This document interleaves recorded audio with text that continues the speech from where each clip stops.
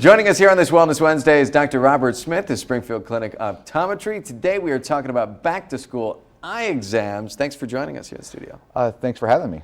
Okay, so when does a child need to have an eye exam if they're having difficulty seeing, or is it a requirement at a certain age?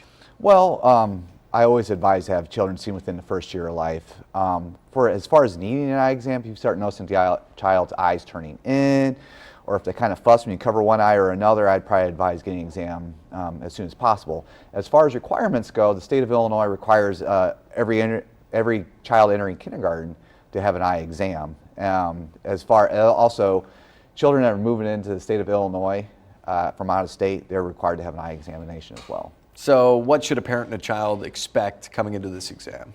Well, of course, you have the paperwork, but Right. you know, when they walk into the exam, the eye care provider is going to make sure that the eyes are nice and aligned. We're going to do several different tests to determine what their prescriptions for glasses, or if they need glasses. Sometimes some providers, I typically do, we use drops also to help determine the prescription. That's probably the most scary part of the exam, is getting those drops in.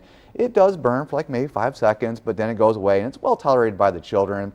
After that, we'll look into their eyes and make sure the retina is healthy. They expect the exam to take about an hour, hour and a half. And before I let you go, is there still time to make a back-to-school exam? And if so, how do we do that? Absolutely. The state of Illinois requires the exams to be completed by October.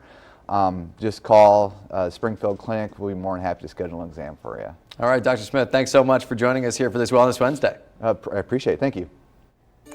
Thank you for that, AJ. And staying on the back to school topic, well, a local cosmetologist